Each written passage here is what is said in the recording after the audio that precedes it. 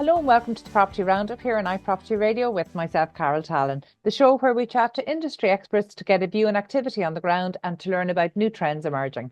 This show is sponsored by daft.ie, Ireland's most visited property website. Today I'm delighted to be joined by Kevin Kirrane, estate agent with Kirrane Auctioneering in Galway and Mayo. Kevin, you're very welcome. Thank you for joining us today. Thanks, Carol. Thanks for having me. So I mentioned there you have offices in Galway and Mayo. That's a huge spread. That's a huge spread of the west of Ireland. Where exactly, what geographies are you operating in exactly? I live in a little village, Clonfad, County Roscommon. So actually that's where the three counties meet. I just spent a lot of my younger life in construction, so I had 20 years and I'm mostly operating in Galway City. As I said, Clonfad is County Roscommon, but when I go to town, I go to Ballyhonus, County Mayo, and when I went to school, I went to Dunmore, County Galway. So genuinely, we have a 2 and 3 counties. And as I said, we opened the office in Ballyhonus first. That office did very well, which enabled us to open an office in Galway. The plan would have been to grow Galway a lot more, but it's actually Ballyhonus is the office that has really taken off for us. And again, yeah, it means we travel more, but at the same time, we do a lot more business. Very good. And look, I want to talk about the different marketplaces because, look, it's always one of my frustration when we're looking at property reports and we have Dublin and outside of Dublin. When we know outside of Dublin, like the regional differences in the marketplace can be so huge. So I want to get into that. But first of all, how does somebody go from kind of a couple of decades in construction to property? Well, quite simple, to be honest with you. I bought into property, got involved in property. I had a lot of friends in Galway that had property, and they weren't that particularly, how would I say, good at looking after it. And because of my construction background, properties were being left idle, and I went in and started kitting out properties for people and refurbing properties, things like that, and then started letting properties.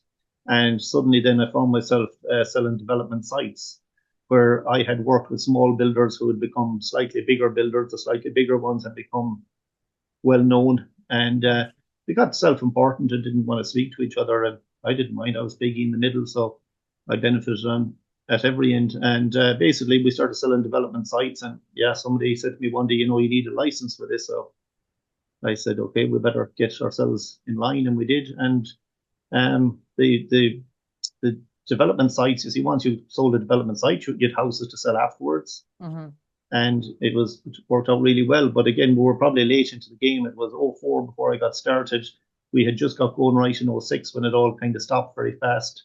And then we had to make a decision because both sides of my businesses went, construction went and the auctioneering went. But we dived quickly into the rental market.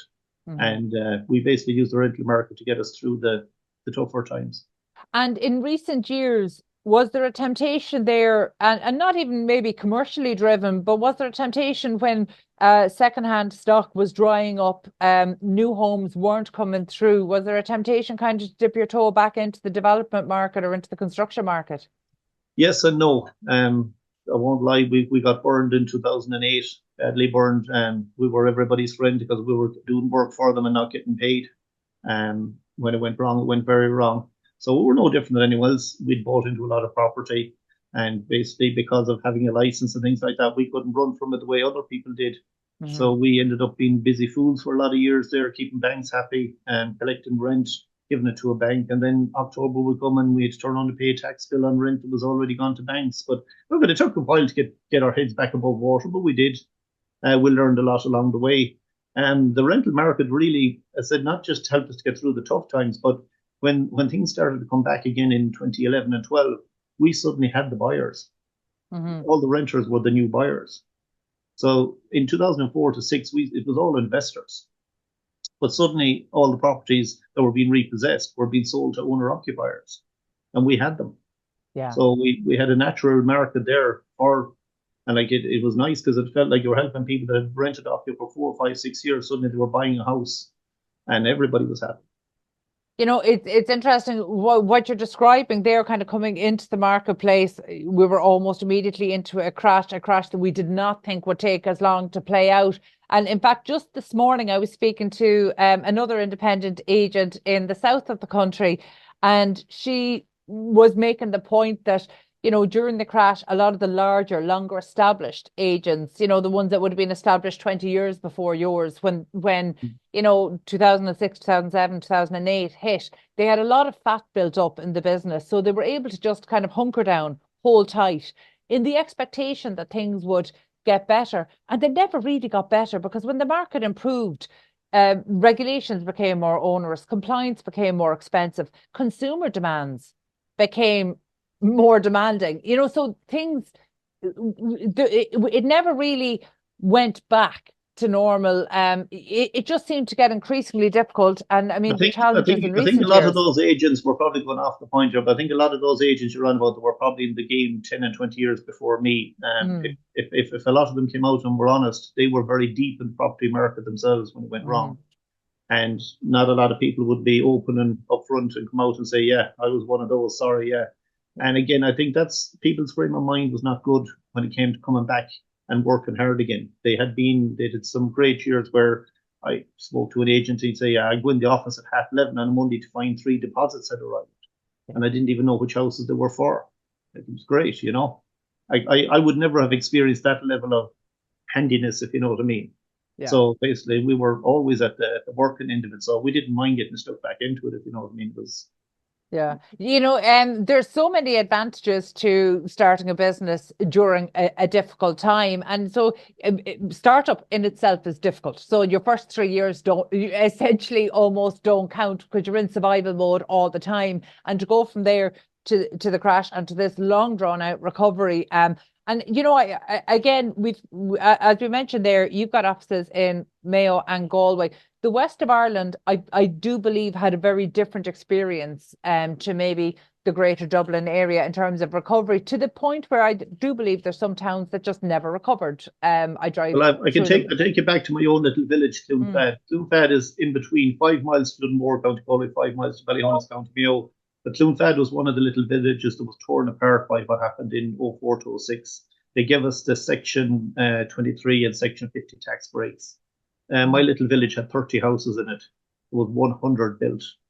Now, people drive through the village still today. When I tell them there's 100 new houses in it, they laugh at me. They say there's no 100 houses, but there's 50 in one estate alone. There's 23 in another, 14 in another. Another guy built 9 units. The council put 8 or 10, and another 3 houses in the back. So there was 100 houses built. The last 10 houses in one of those estates weren't sold. They were badly vandalized, and in 2012, a guy bought all 10 at an auction for 120,000. So they devastated our village. It was, And then as you left Cloonfad, you were going Granlahan, Ballinlaw, Tulls, Gelfin, all the way up to Carrick and Shannon, and it was the same. It was just a whitewash with houses, a lot of them not finished. I approached the council at one stage, Roscommon County Council, for houses in Tulls. I offered them 16 houses, half finished at 50,000 each, or 100,000 completed. I turned them down. I had to go further and ask people higher up the ladder, say, please come back to me. I don't know. I don't understand what's going on here.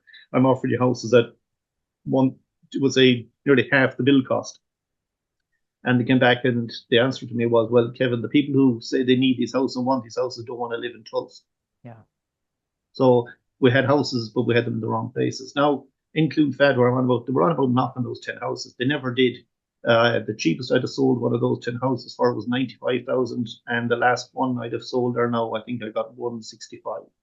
Yeah. That's not the cheapest that we saw in the country. And we did see some of the ghost estates did have to be knocked. And I think, sometimes it's hard to almost remember back to a time when we didn't have a housing minister, but it's not that long ago. And I remember we had a junior minister with responsibility for housing, Jan O'Sullivan, a Labour Party Jan O'Sullivan. And, she did Trojan work in terms of the ghost estates, trying to make safe what could be made safe, trying to connect the dots between the local authority housing lists and those ghost estates that could be finished, that could be kept, that could be kitted out. And I sometimes think that maybe the work that was done then never gets acknowledged. Us there was 2009 to 2012 or 13, the in-PPR. So these houses were there. Some of them were rented, some of them weren't. And most of them were tied up because the people that bought these tax break properties had multiple properties in Dublin. They only bought them for the tax break. Yeah. Some of them didn't know where the houses were. And when it came, we rang banks and said, look, I've got someone to be interested in the house. What do you think about selling it? And they're look at the problems we have with this guy are so big. What's down there in Clonfad doesn't matter, not even the least. You know what I mean? So, and then we would get a sale agreed, and we'd be going through, take months to get a sale done. But the NPPR tax, and again, the local thing we're looking for, started off with, was it 1,000, then it was 2, then it was 4,000 by the time we were selling these houses. And they're like, what do you want 4,000 for? You had to go in before and knock with the digger and knock it. And now you're looking for 4,000 because it sat there doing nothing for a few years. But, they just they weren't open-minded on it, if you know what I mean. They were slow to, but again, it's similar to the planning. The planning they didn't stop the plan until it was too late. And then they were too slow to get it moving again. Like, they didn't stop it till it was far too late. I'd say the crash was well and truly in, and then they waited again for 4 or 5 years before they decided to loosen the strings again. Like, it didn't make, they're just everything is too slow happening, if you know what I mean. Well, that's something that hasn't changed, and I don't see it happening. I don't see it changing unless there's really political, a radical political reform, which I just don't see happening even with the next party that's likely to come in. But let's talk about what is actually available. So for people who are looking to buy, sell, rent locally. If you take Mayo there, if you go to daft.ie this morning, Mayo, they're saying there's 823 properties available. I'd beg to differ on that one. I'd say there's about half that. If you go to My Home, you have 425. Now, that's a lot more realistic. If you check the back pages of the daft.ie, the 823, what you have there is historical sites and things for sale that have been there since the day dot, and basically he's wiping off the website. You know what I mean? Now someone say, well, look, it's my site and I'm entitled to have it for sale. Yeah, but in numbers, it's distorted. I mean, you're probably looking at a lot closer to 400 properties available, not 8. And in terms of budget range, because one of the things that, and you might be able to talk about this, since COVID, obviously with remote working changed things, people were coming out renting because they wanted cheaper rents coming out. I don't believe, or I don't buy into the argument that people only choose rural Ireland because it's cheaper. I just don't buy into that. It is cheaper, and I think it's a consideration. It was a great reason to take a look at us. Yeah. Like, I mean, if you were in Dublin, and at the time I would have been meeting people that were paying 2,000 rent in Dublin, and particularly it was your Googles and your Facebooks, and these guys released them. So they could come down and rent off us at 800 at the time. Yeah. So why wouldn't a couple come down and rent off us at 800? So long as we had the broadband, it made no difference to them. They were working from home. But what has your experience been though now? And I think it's still early days after COVID to see, but I mean, are you seeing people who were renting looking to buy? Are you seeing people stay and want to actually put their kids into school, and or are you seeing people exit? No, to be honest, I don't think these people are 100% sure whether they have to go back to the office or not. I've spoke to people and they told me that we've another year, but they're still not sure. That then they might want us back 1 day a week, 3 days a week. It's not they're not sure, so they can't seem to work that one out. 1 second, now I'm in trouble here with the battery. You're fine. Okay, no, continue. You're grand. So look, but then tell me. So I think that sounds accurate. By the way, we're a good year off being able to assess. Okay, what's the impact of remote working and things like that, and what are people choosing? But what I'm really interested in, because I don't think, I think the National Planning Framework is way off in this. I think our the CSO stats will, as always, be years behind. But I think for the first time probably for the first time ever, people can choose. They don't need to be tied to a certain distance or commuting distance of work. They get to choose where they live. And I think increasingly we are seeing people choose rural Ireland. And I know we've got increasing urbanisation, and that's choice and necessity driven. But I do believe we're seeing more people choosing rural Ireland, but none of our policies recognise that, acknowledge it or support it. So what are you experiencing when you meet people who are looking to rent or buy in a rural area and they're not from the area? The people we'd have met, we originally thought they were looking for the cheaper rent in the countryside. They weren't. What they actually wanted was a nice apartment in a bigger town. So they wanted to be, as in around here, was say Claremorris, Ballinrobe, you know what I mean, the They want getting over to Castlebar if they could, but didn't have to go as far as Castlebar. But they didn't want to be in the countryside. A lot of cases, these people that lived in the city, they wouldn't be drivers. They can drive, but they wouldn't want to be driving. So they wanted apartments in town, you know what I mean? And they wanted their amenities there, And what impact is that having on the town? So I think I mentioned before we came in here that I was out in Headford over the long weekend, and there's a huge initiative there, Reimagine Headford, trying to revitalise. And we're seeing this across all of rural Ireland, market towns and villages being essentially revitalised, regenerated, Well, and there's great government supports to do it. Headford probably has an advantage there. Tuam was a town that didn't do awfully well, even though it was very close to Galway City. But over the last 2-3 years, Tuam has taken off immensely because people just can't afford the city. So they kept coming out further and further. And they didn't particularly want Tuam, but they ended up in Tuam. And they got value at the start. Now there's no value left in Tuam.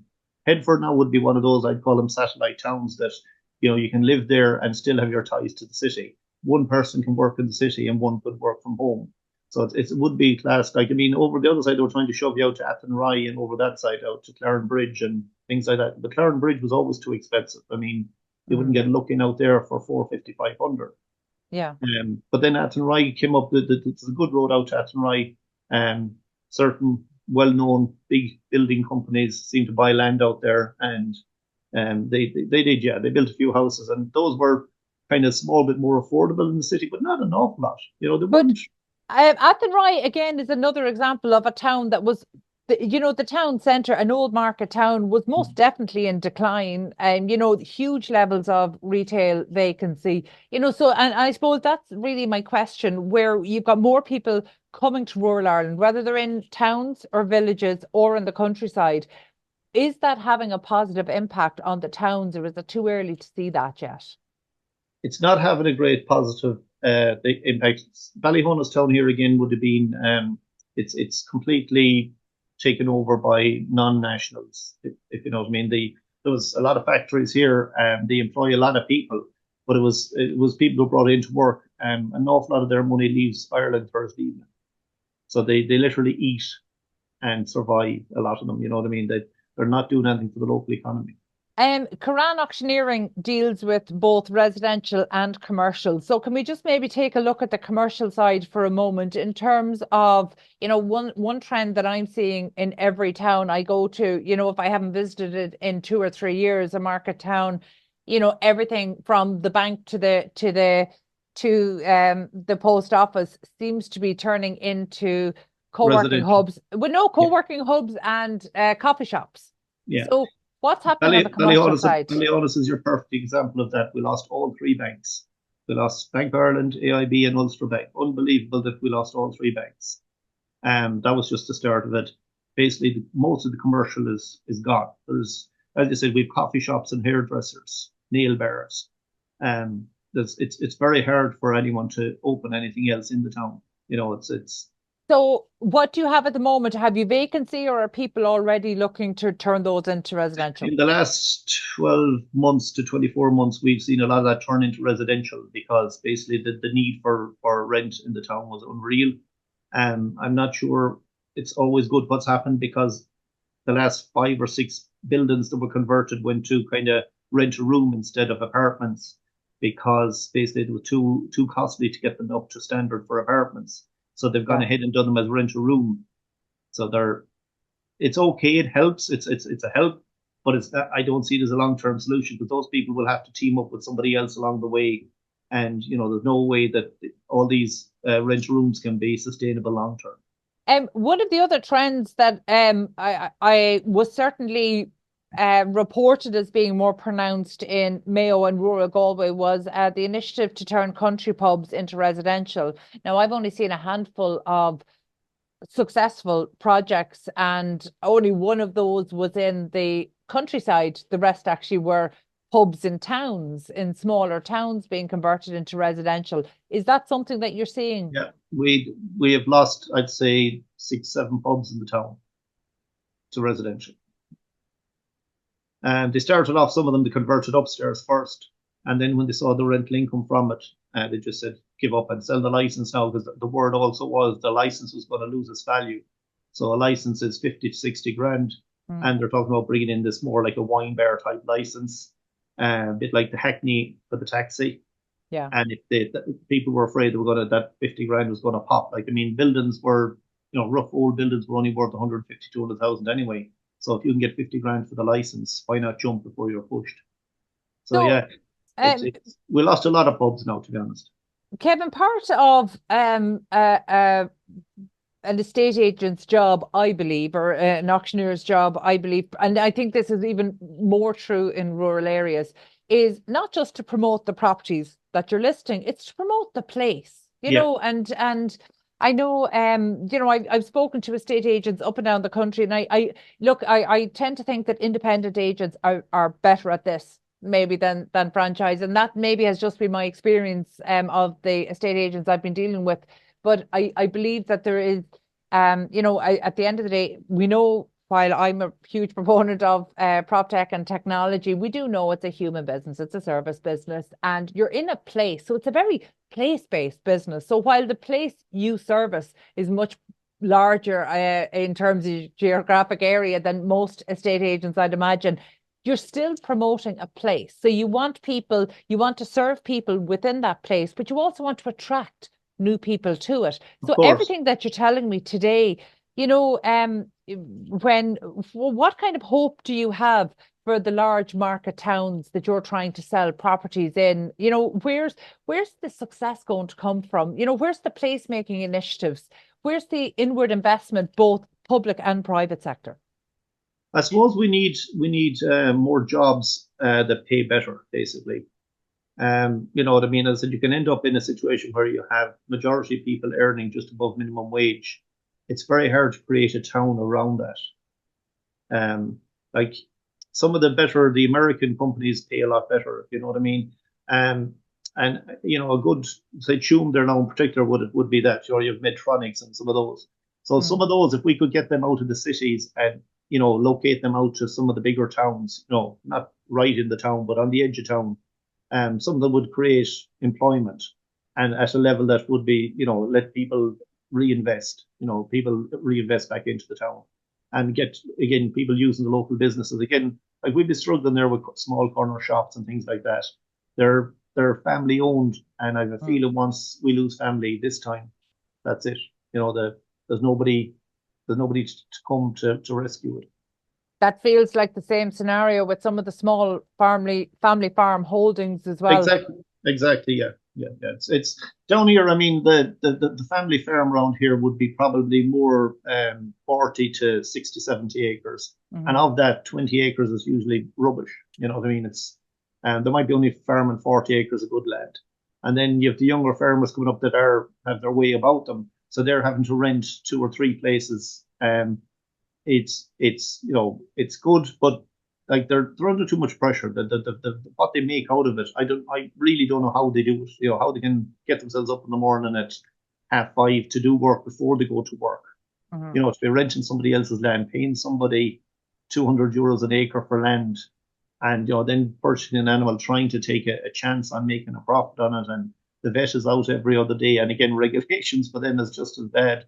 Paperwork coming out their ears, and there's definitely a sense across government policy of almost not wanting or treating settlement in rural areas like it's not normal. So restricting planning for one-off homes. And just in the last few days, we saw, in the typical manner that government tends to kite fly, it's a really lazy approach to policy making, kite flying these ideas to see what kind of public reaction you get. But just before the weekend, we saw news reports there of tax plans to discourage new estates in remote areas. So essentially proposals from government that could lead to new taxes or levies on greenfield site developments outside of built up urban areas.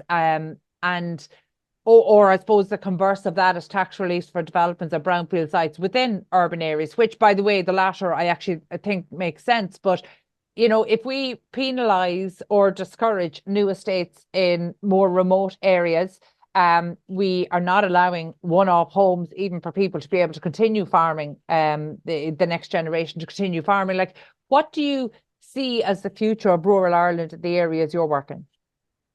Well, to be honest, I have a great view on rural Ireland because I'm from here and I see everybody is doing their best to make the best of it.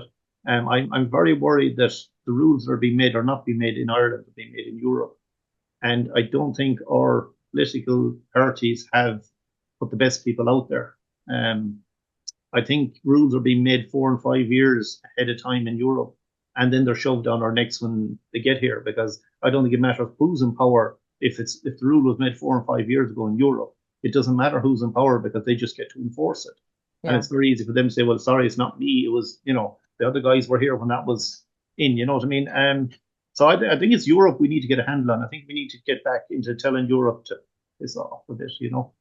Well, look, I don't think the Irish government is blame free here at all. I mean, where are our rural advocates for sure? So yes, there's European policy, but European policy is fed into by all of the member states. So actually, we should be feeding into that in a much better way. So for example, so say the vacant and derelict homes, it's something that has become a bit of a hobby horse here on the show, but it is so frustrating that we welcomed the vacant and derelict homes grant scheme with open arms because it is so necessary. It is a real way to unlock the potential and waste across rural Ireland.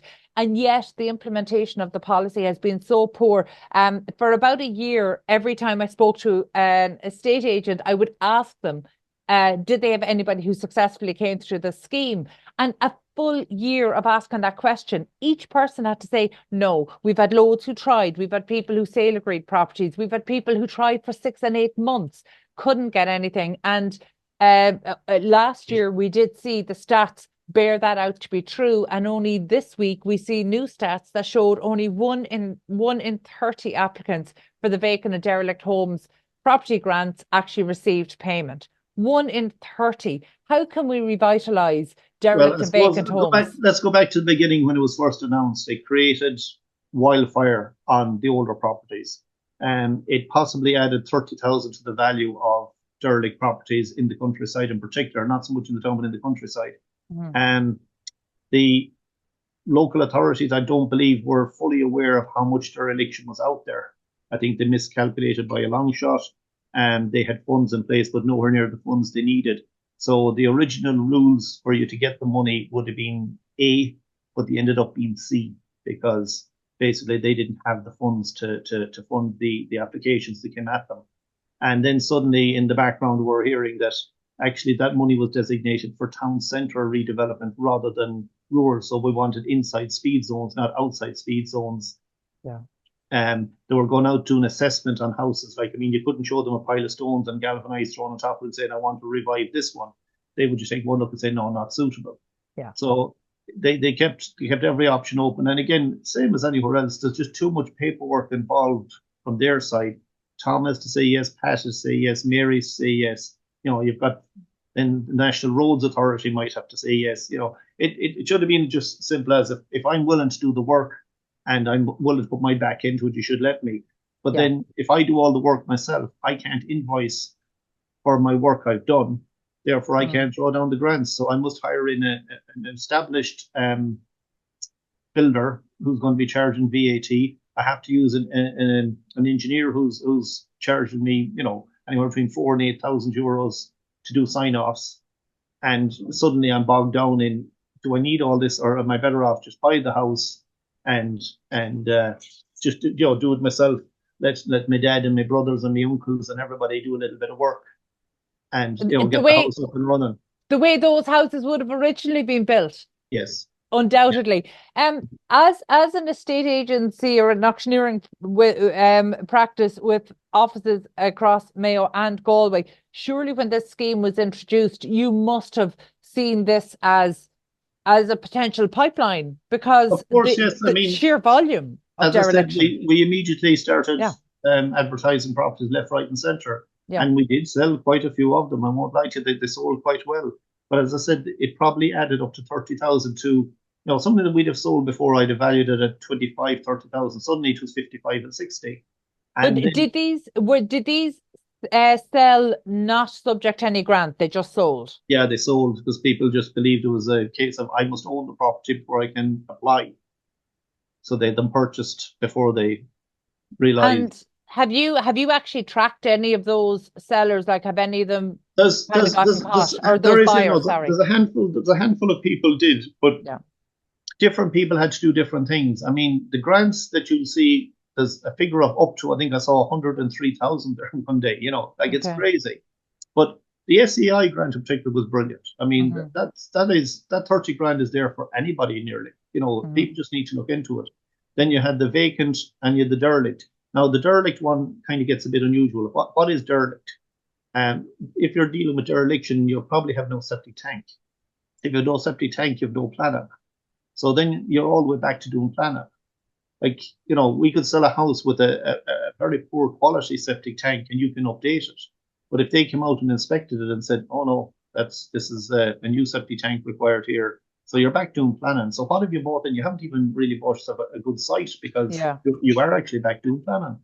Yeah. Yeah. You know, it feels like a really good policy, a really needed policy, and one that we're so excited about, and it has just been implemented in such a bad way. And I know I've spoken about it many, many times before, but you know, in frustration, we phoned some of the local authorities, and actually one local authority told us that we should find a builder who could carry out the work and wait until after the grant was paid in full to get paid. So I don't know what kind of unicorn builders the local authorities think are out there, but they are just so disconnected to reality. But it seems incredibly unfair, because actually what one more honest local authority said to us was that, look, really, this is designed for people who have a derelict property on their own land. So essentially, you know, a derelict property in town that was in the family, you see, and that's what I'm saying, that the idea was to try and tidy up the towns a little bit. And that's where the idea came from. And they said if an odd one on the edge of town pops up, we don't mind throwing a few quid at it as well. But as I said, they didn't see coming at them what came at them. A tsunami of applications came at them, and suddenly they didn't know what to do.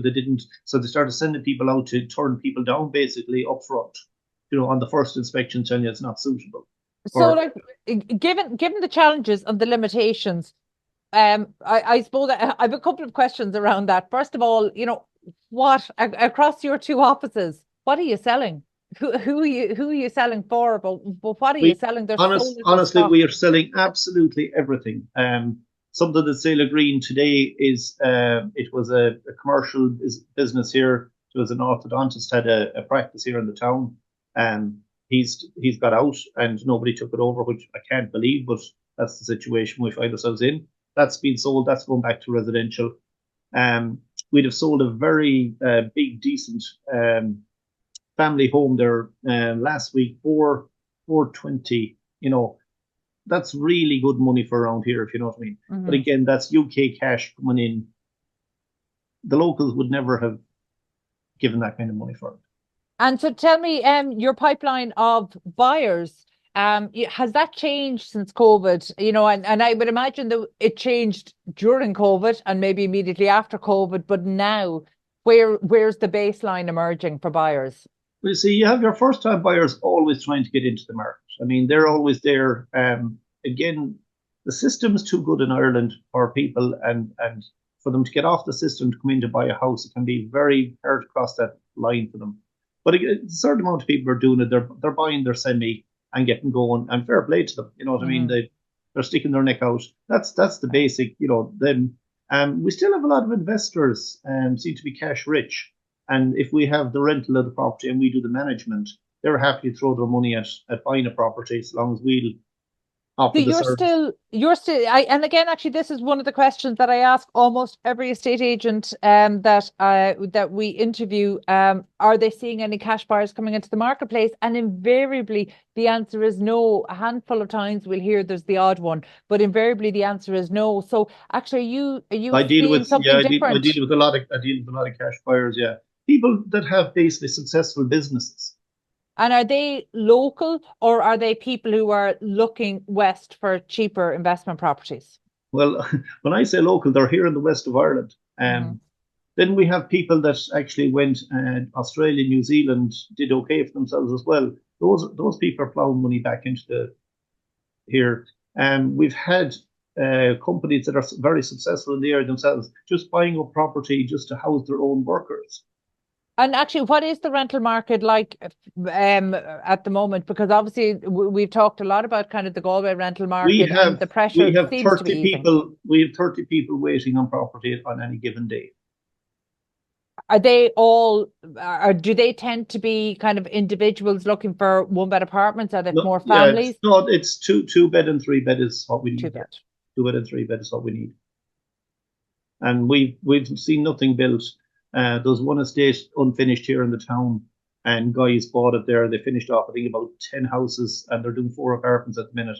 That's the only other project we've seen was 18 houses. I think the council did, which again we'd no say act apartheid. All that really did is freed up 18 rental properties.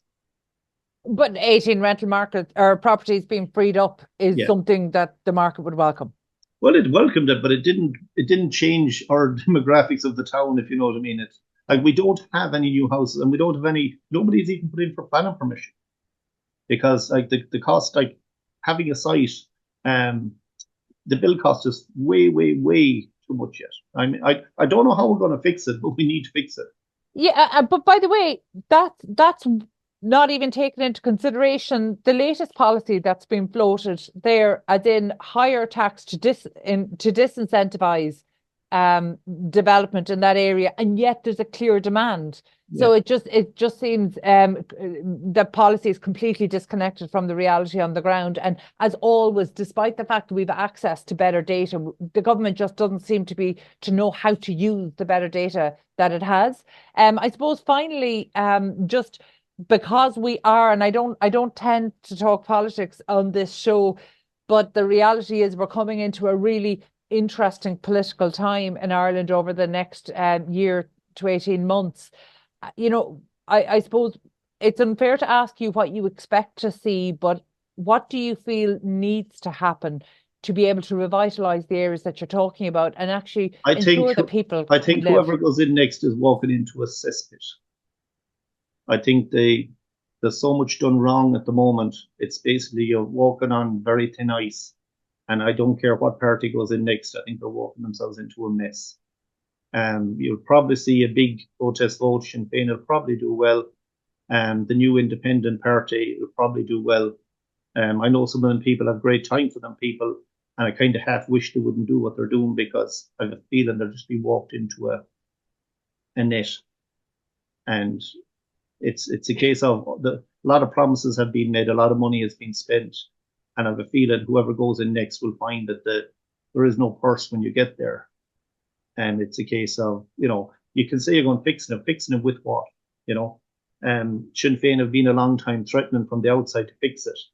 But who are they going to tax when they come in? And how long will it take them to get their hands on those taxes to make any significant change to housing? Because somebody has to pay for it. It won't pay for itself. So if they want to give houses to people that are maybe second and third generation that have never worked, that's fine, but somebody's going to have to pay for it. So we can only presume it's corporate they're going then. So what do you see for the future of housing? Again, I'm saying if they loosened up the planning a bit, then the site values should drop a little bit. See, site values still stay up on the basis that they're keeping them close to their chest. So I'm not saying I want planning permission absolutely everywhere, but at the same time, it should be easier to get planning, cheaper to get planning. And then the next we have to address is the bill cost. And again, I don't think Ireland has much control over the bill cost because most of the stuff is bloody imported, and the cost of putting it together, you know, fuel and you know, your oil and your diesels and everything is. Well, I to be honest, we do have control over the build process to a certain extent. So we're seeing more offsite and modern methods of construction being used, and that can certainly, while it might not drive down initial costs, it will speed up the process. We have a very successful firm in Swinford there, Red Baron, Big Red Baron, and like they're getting better day on day, week on week, and very successful. And I agree with what they're doing, but I don't know why people are making such a big thing about it. I was in construction for 20 years. We had timber frame houses 20 years ago. Yeah. That's all they are. I don't know why people keep calling them modular. I mean, at the end of the day, you can build a timber frame house off-site. That's been happening for years. And in Ireland, you do need a block around it. Anything else is not good enough in Ireland. But whether we have, you must put a block around it. And that's, and stop, that's it. I mean, so if we have the planning and we have the sewers and we have the water and that, and we have the street lighting, we've seen it in Clamorris there when they decided to build, I think it was 18 units for Ukrainians. The diggers went in on Friday, and within 6 months, 18 units were finished. Again, 3D modular homes built to a lifespan of 60 years, high quality. Yeah. I mean, arguably, we are almost looking for too high standards actually for temporary housing. So what we're building is not temporary at all. It's very much permanent housing. Well, again, I'm told that the RAF foundations that went under those houses would hold up a 2-story. So maybe somebody in the back office is paying attention, and they're saying, okay, if these houses are temporary, whether they're 4 years or 24 years, when they come down, we'll have a developed site ready to stick 18 houses on. Some joined up thinking is exactly what we need in relation to Big Red Barn. Actually, I've interviewed Donald, and you're absolutely right. He was one of the leaders in this space. So it's something that we very much welcome. But look, I think you're right in terms of planning for what's needed. But unfortunately, everything that's coming out in terms of government policy is leading us to believe it's going in the opposite direction, which is a real problem. Ask the question, where are these policies coming from? Are they European? At the end of the day, we get the politicians we deserve. We elect people into power, so it doesn't matter whether it's Irish or European. The reality is it is the member states who create European law. So the reality is it comes down to the people that we are electing and holding to account. And there is not a day goes by where I don't ask, where are the advocates for rural Ireland? I'm not seeing any of them. I don't see any advocates for rural Ireland. We might send Michael Fitzmaurice out to Europe yet, and they might have to listen to him. Listen, I think we're in for an interesting time, but I would like to see rural Ireland much better represented, and I think there has become this old this really dangerous way of thinking that somehow our rural Ireland is this thing to be preserved, or this museum to be visited at weekends. And I think there's really been a disconnect that rural Ireland is a living, dynamic place where people want to create not just homes, but lives and businesses need people, and people need facilities. So there's the potential of rural Ireland is being stymied so much. And I don't know where the advocates for rural Ireland are. Like Galway is our city. Galway City has been trying to do a ring road for 25 years. If we can't get a ring road, how can we build houses? Kevin, that's a perfect note to finish on, because that is definitely a conversation for another day. We have argued so much about the ring road. But if we can't fix that, we can't fix anything, because until you put a bit of forward planning in, and genuinely the road that they're putting in at the minute is in on top of the city. I don't know who put it in there or why they've agreed to it. It's ridiculous where they're trying to put it. But it is a very clear, interesting example of everything that's wrong with infrastructure planning, infrastructure and planning in Ireland. So definitely one to end on, because that is definitely a topic for another day. But thank you so much for sharing your time and expertise. That was Kevin Kirrane, estate agent with Kirrane Auctioneering in Mayo and in Galway. My thanks as always to Katie Tallon and to the production team at Hear Me Roar Media, and huge thanks to our show sponsor daft.ie, Ireland's most visited property website. In the meantime, thank you for tuning in, and we'll catch you on the next episode of the Property Roundup. Please be sure to check out all of the other Irish and international real estate and construction shows here on iPropertyRadio.com.